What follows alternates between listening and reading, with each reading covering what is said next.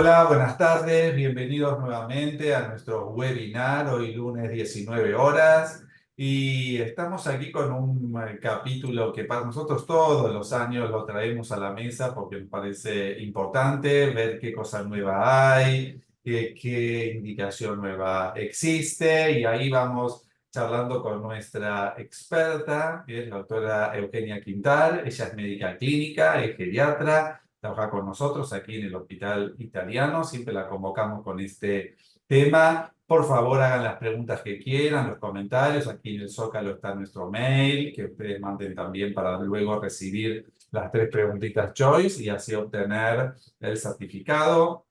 Y bueno, vamos para adelante.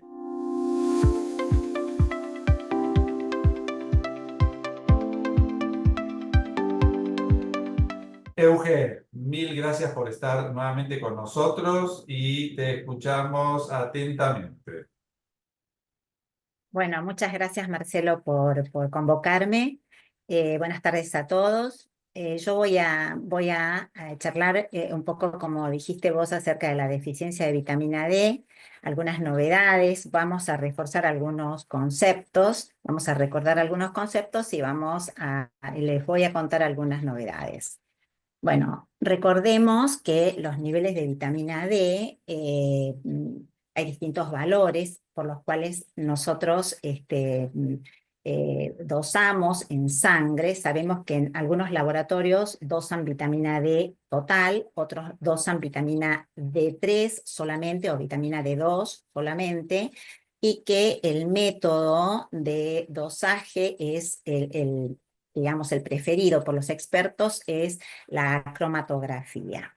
Bueno, nosotros conocemos los valores óptimos que esperamos tener en la función esquelética. No se conocen los valores óptimos para la función extraesquelética que sabemos que tiene la vitamina D.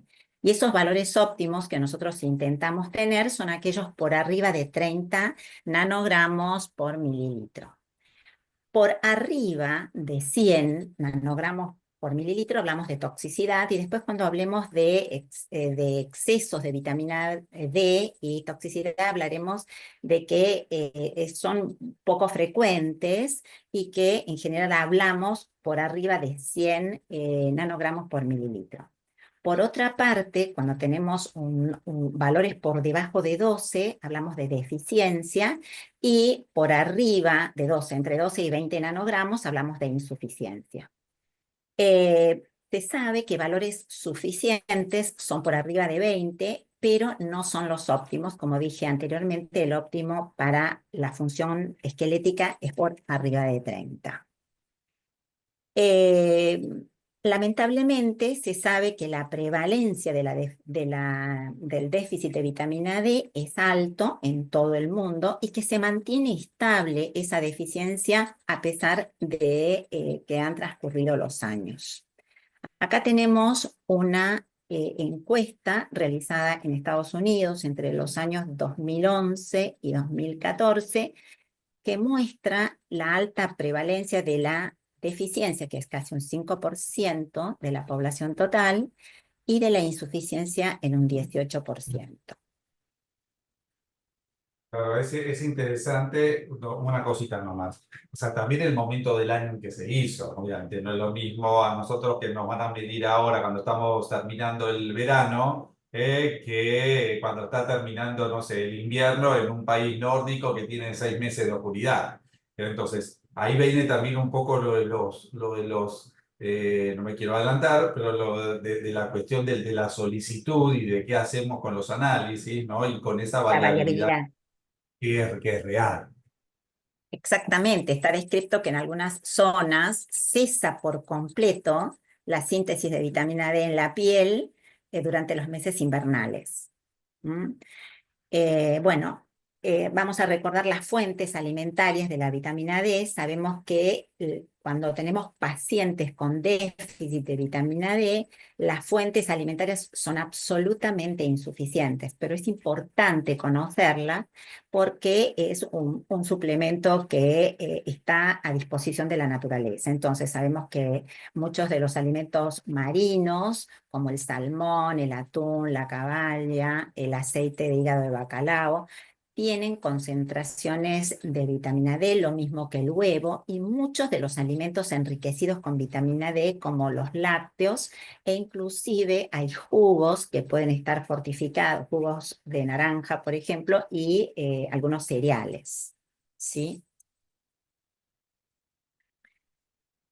Es importante este cuadro y siempre recordar cómo es que se activa la vitamina D a calcitriol y cuáles son los pasos que deben cumplirse, porque a partir de este cuadro nosotros vamos a poder entender si es que hay una disrupción en cualquiera de esos pasos. Vamos a ver cuáles serían los pacientes que estarían en riesgo de tenerlos, de acuerdo al lugar a donde exista ese stop en el camino que debe llevar la vitamina D a la transformación de calcitriol.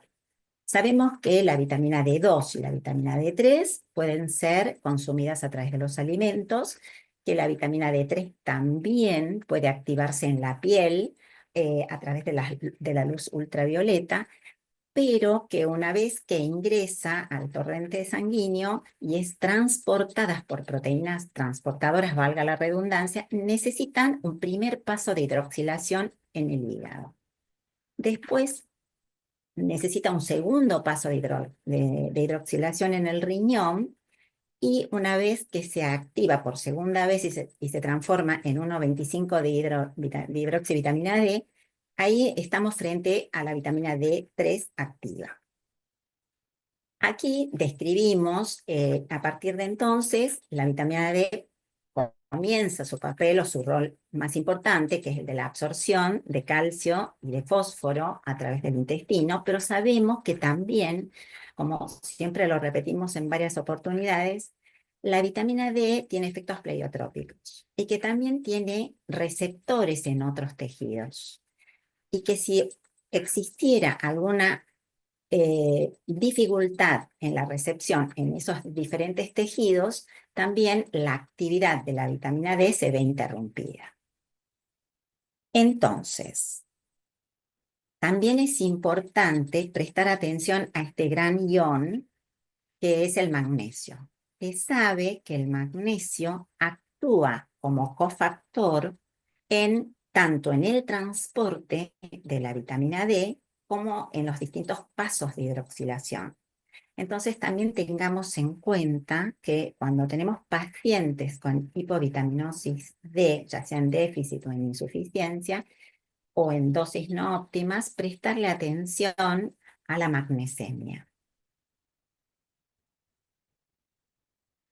Entonces, si nosotros tenemos en cuenta el cuadro del cual hablamos recientemente y vemos cuáles son los distintos pasos requeridos para obtener una vitamina D activa, vamos a dilucidar rápidamente cuáles son aquellas personas o cuáles son las personas a las cuales nosotros vamos a encontrar un déficit de vitamina D. Entonces, aquellos que tengan un déficit en la nutrición, que tengan un déficit en la ingesta o un déficit en la absorción, a cualquier nivel sea a nivel gástrico, a nivel intestinal o por alguna pancreatopatía, o cuando hay un déficit en la síntesis, ya sea porque el paciente tiene una piel oscura o usa bloqueadores, o esto de la radiación solar disminuida depende de la latitud en la que nos encontremos, de la cual hablábamos recién, o hay defectos en la hidroxilación, ya sea en el hígado, como son en las hepatopatías. En el caso de la obesidad, se cree que en la obesidad actuaría como si fuese la adiposidad, disminuiría la capacidad también de hidroxilación. Por eso muchos de los obesos y en la obesidad osteosarcopénica encontramos hipovitaminosis D, ¿sí? Lo mismo pasa con las insuficiencias renales crónicas, que dificultan la posibilidad de la segunda hidroxilación de la vitamina D, y por supuesto en todas aquellas patologías endocrinológicas como en el hipoparatiroidismo, en la osteoporosis, en el síndrome nefrótico. Y fíjense que en el último ítem habla de la dificultad de la respuesta del calcitriol en los tejidos porque hay un defecto en el receptor. Y eso, cuando lo veamos más adelante, vamos a entender un poco de por qué nos pasa con algunos pacientes que les llamamos no respondedores y que son justamente los que tienen resistencia a la vitamina D. O sea, qué interesante, dos cositas a recalcar. Por un lado, la mayoría de los estudios están hechos con vitamina D3. Y o sea, hoy cada vez más la impresión que uno tiene se utiliza más y la vitamina D3 y no la D2, un poco por lo que vos comentaste, de estos pasos que se tienen que activar. Y por otro lado, siempre recordar, paciente con insuficiencia renal, si está recibiendo vitamina D, quizás va a recibir calcitriol, y no va a recibir vitamina D3. O sea, siempre recordar esa cuestión a tener en cuenta. Así es. Entonces, inmediatamente vamos a hablar de los grupos de personas, de pacientes que van a estar en riesgo a sufrir hipovitaminosis D.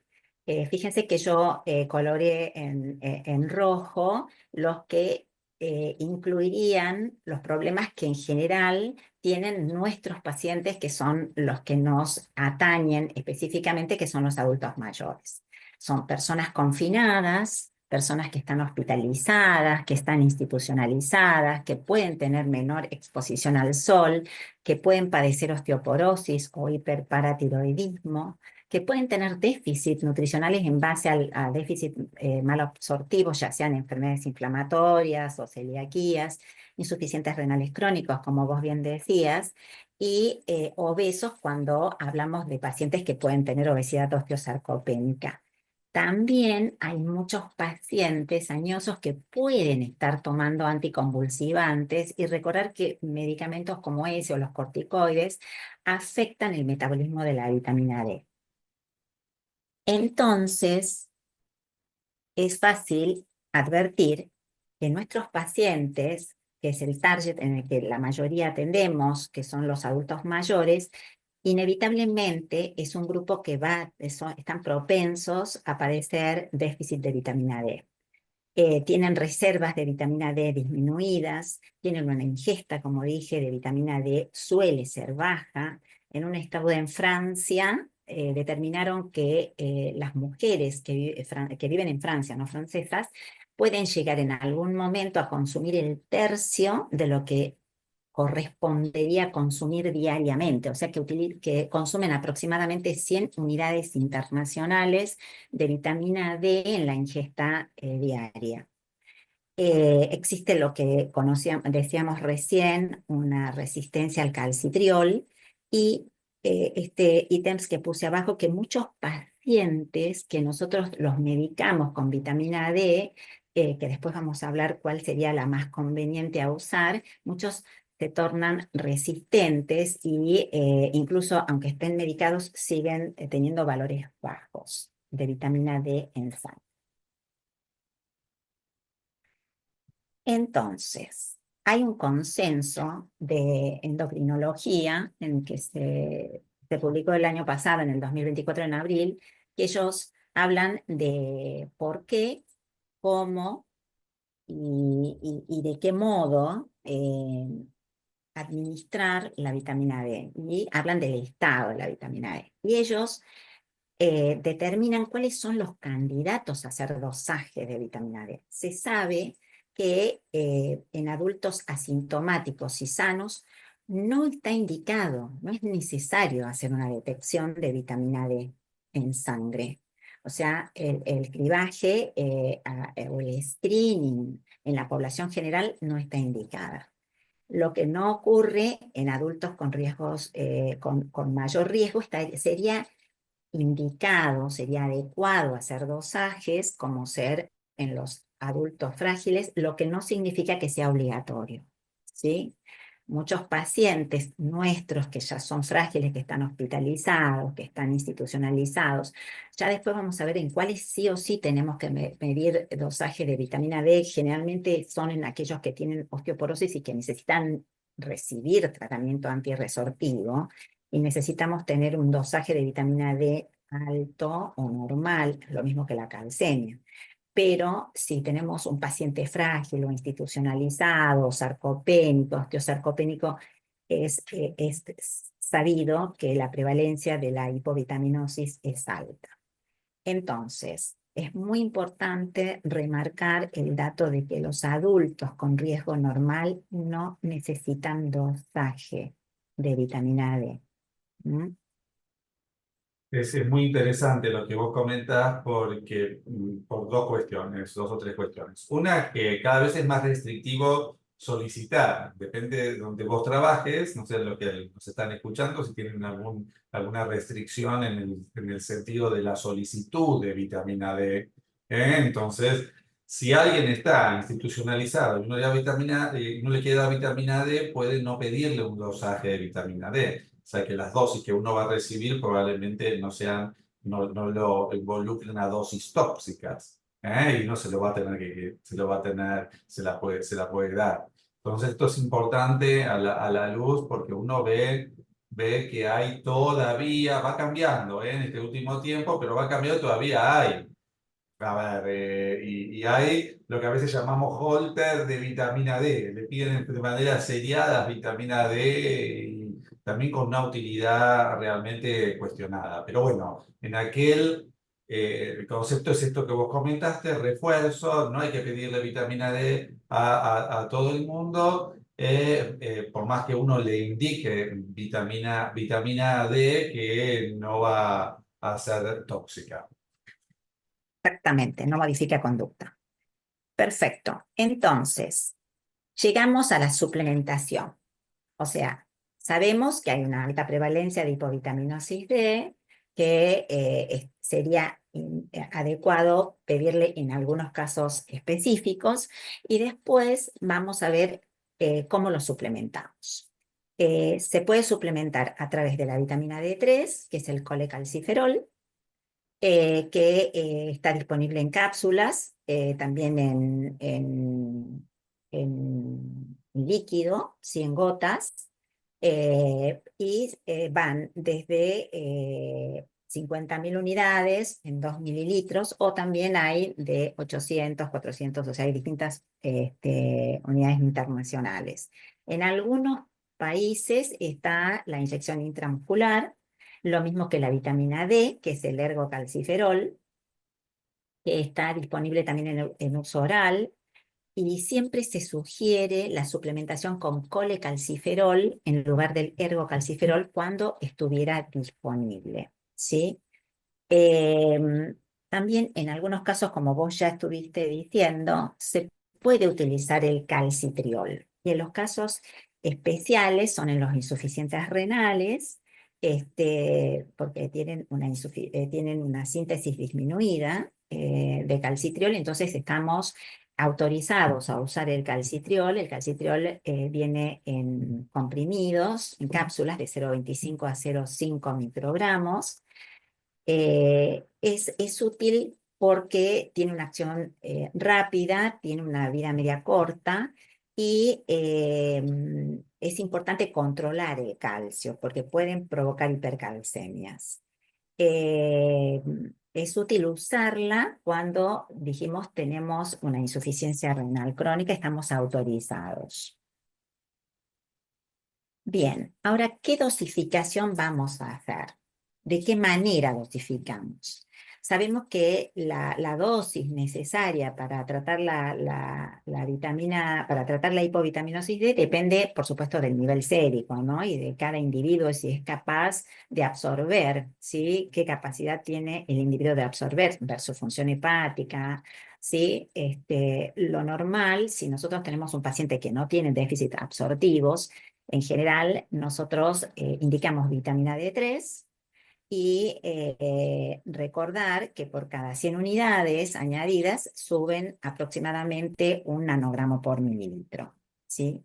Entonces, en general nosotros utilizamos la vitamina D3 y podemos utilizarla en dosis diaria, en dosis trimestral.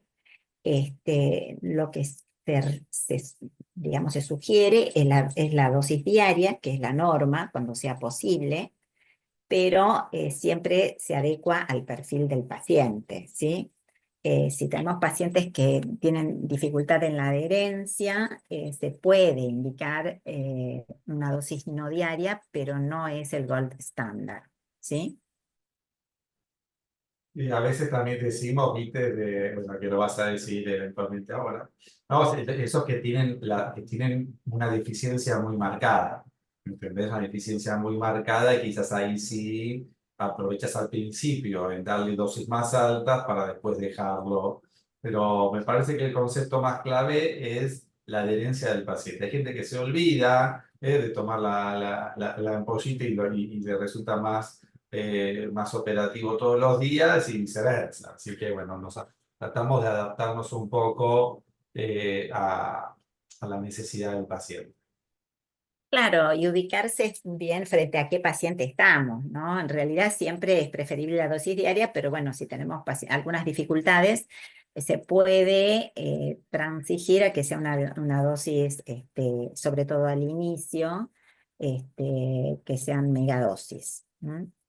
Bueno, sabemos que las dosis grandes e intermitentes, en general, no se las utiliza cuando la absorción es normal, ¿sí? Y por el contrario, se asoció dosis a megadosis a un aumento de riesgo de caídas y en pacientes institucionalizados. Entonces, la idea es hacer un tratamiento individualizado, se da entre 600 a 1000 unidades internacionales por día, y en el caso, ya después lo vamos a ver cuál es la dosis, sí, pero en general la dosis estándar son 2000 unidades internacionales día de vitamina D3, ¿sí? Bueno, ¿cómo hacemos el monitoreo? En general no requieren monitorizarse vitamina D los adultos sanos. O sea, pacientes sanos y jóvenes no necesitan monitorizar la suplementación, no requieren ni siquiera una medicación inicial o de seguimiento, que es la dosis de 600 a 800 unidades internacionales, pero los pacientes que necesitan suplementación, en general nosotros utilizamos una dosis de mantenimiento de 2000 unidades internacionales por día, ¿sí? Es importante saber que aquellos pacientes que reciben antirresortivos sí debemos controlarnos anualmente el dosaje de vitamina D, porque necesitamos tener valores altos. Pero si no, no es necesario hacer tipo un análisis rutinario de cómo continuar el dosaje de vitamina D, ¿sí? Por otro lado, es importante saber que hay pacientes que están institucionalizados, que tienen un hiperparatiroidismo, o que son obesos, o que tienen cirugías bariátricas. En ese caso, en algunos casos podríamos monitorizarlo, pero tampoco con calcemias es más que suficiente, ¿sí? Sabemos que hay algún tipo de resistencia a la vitamina D, ¿sí? Y ese tipo de resistencia de vitamina D se debe generalmente porque hay variantes en el gen receptor de la vitamina D. Entonces causa resistencia en los órganos terminales con el calcitriol. O sea que puede ser porque hay una falla en la recepción, ¿sí?, a la vitamina, o porque los sitios de unión son menores, ¿sí?, o hay una afinidad anormal. Entonces, esos son los pacientes que en general no, son los no respondedores. ¿Qué pasa con los pacientes cuando les damos, no es frecuente, pero cuando reciben megadosis? En general, se sabe que la dosis máxima aceptable es de 4.000 unidades internacionales por día. A partir de entonces, hay toxicidad. Es rarísimo, eso generalmente no ocurre, generalmente dan signos de hipercalcemia y que generalmente sucede cuando hay errores en la fabricación del medicamento o en la prescripción, pero no se han reportado casos frecuentes de intoxicación con vitamina D. ¿Sí? Bueno, este es un trabajo que habla de cómo, este es un trabajo de un grupo de investigación de osteoporosis, a donde analiza qué ventajas y qué desventajas tenemos con la suplementación de vitamina D de diferentes maneras, ya sea de forma intermitentes o de dosis diarias. Y ellos recomiendan que la dosis diaria de 800 a 1.000 unidades internacionales con calcio disminuyen las caídas y las fracturas no vertebrales en los adultos mayores que tengan deficiencia de vitamina D. Y ellos recomiendan la suplementación diaria como norma, siempre y cuando esto fuera posible. ¿Sí? Y después, acá hay otro artículo que me pareció importante, que es un estudio que está en proceso y que es un trabajo de suplementar la vitamina D en forma transdérmica. ¿La idea cuál es? Es que mejore los niveles de vitamina D eh, utilizando como vehículo la piel y ver si podemos mejorar en el caso de los pacientes que tengan trastornos de síndromes de mala absorción o alguna gastropatía. Es un estudio unicéntrico y que está en desarrollo. ¿Sí? Bueno, creo que he hablado casi todo. Les quería agradecer y decirles que, bueno, sol, vitamina D y actividad física también para los adultos mayores, que es parte también del tratamiento, ¿sí? Bueno, muchas gracias y nada. Gracias, Sergio.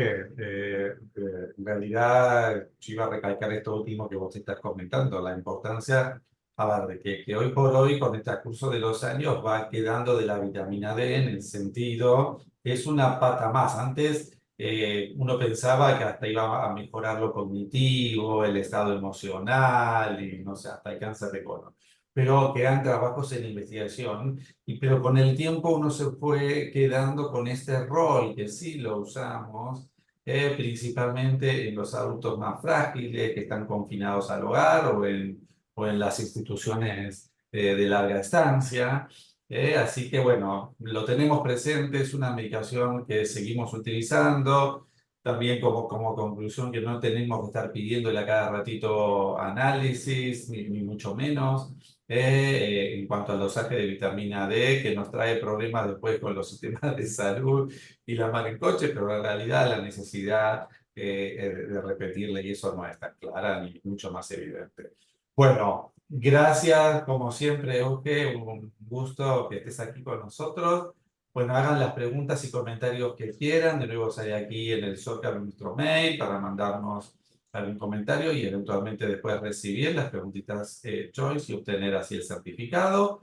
Y los esperamos para una nueva charla, un nuevo capítulo de nuestro webinar el próximo lunes, 19 horas. Chao, chao y a seguir cuidándose. Chao, Eugen.